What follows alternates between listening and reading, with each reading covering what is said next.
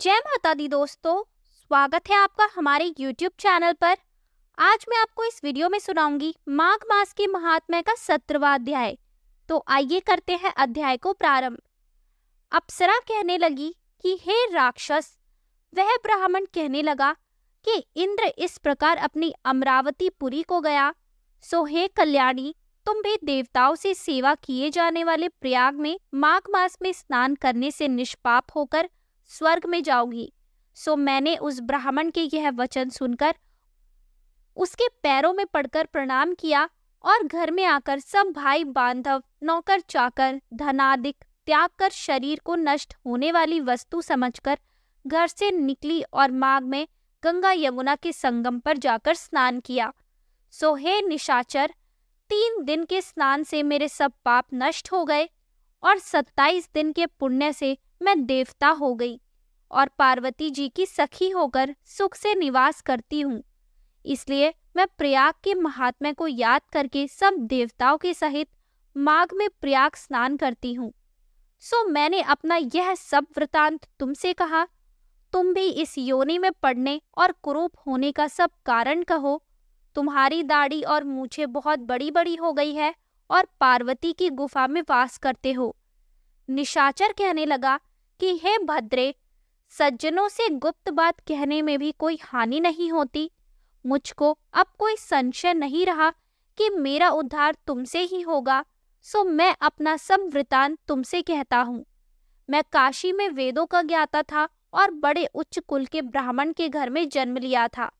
मैंने राजा, पापी, शूद्र तथा वैश्यों से अनेक प्रकार के दान लिए। मैंने दान लेने में चांडाल को भी नहीं छोड़ा।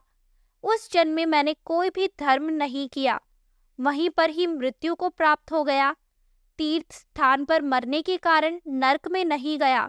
पहले 2 बार गिद्ध योनि में, 3 बार व्याघ्र योनि में, 2 बार सर्प योनि में, 1 बार उल्लू की योनि में और अब 10वीं बार राक्षस हुआ हूँ और सैकड़ों वर्षों से इसी योनि में हूँ। इस स्थान को 3 योजन तक मैंने जंतुहीन कर दिया है। बिना अपराध के बहुत से प्राणियों को मैंने नष्ट किया। इस कारण मेरा मन अत्यंत दुखी है। तुम्हारे दर्शन से चित्त में कुछ शांति अवश्य आई है, क्योंकि सज्जनों का संग तुरंत ही सुखदायी होता है। मैंने अपने दुख के कारण आपसे कहे और सज्जन लोग सदैव दूसरों के दुखों से दुखी होते हैं। अब यह बताओ कि इस दुख रूपी समुद्र को कैसे पार कर सकता हूँ?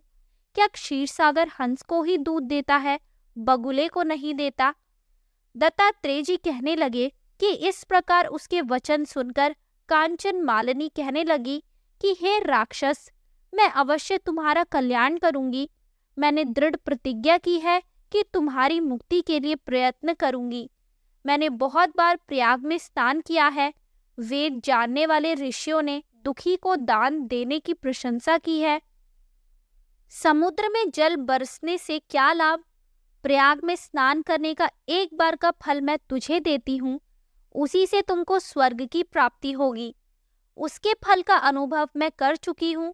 तब उस अप्सरा ने अपने गीले वस्त्र का जल निचोड़कर जल को हाथ में लेकर माघ स्नान के फल को उस राक्षस को अर्पण किया। उसी समय पुण्य प्राप्त वह राक्षसी शरीर को छोड़कर तेजमय सूर्य के सदृश देवता रूप हो गया। आकाश में विमान पर चढ़कर अपनी कांति से चारों दिशाओं को प्रकाशित करता हुआ शोभायमान हुआ और कहने लगा कि ईश्वर ही जानता है तुमने कितना उपकार मुझ पर किया है। अब भी कृपया कुछ शिक्षा दो, जिससे मैं कभी पाप न करूं। अब मैं तुम्हारी आज्ञा पाकर स्वर्ग में जाऊंगा। तब कंचन मालिनी ने कहा कि सदैव धर्म की सेवा करो, काम रूपी शत्रु को जीतो, दूसरों के गुण तथा दोषों का वर्णन मत करो, शिव और वासुदेव का पूजन करो, इस देह का मोह मत करो, पत्नी, पुत्र, धनादि की ममता त्यागो, सत्य बोलो, वैराग्य भाव धारण कर योगी बनो। मैंने तुमसे यह धर्म के लक्षण कहे।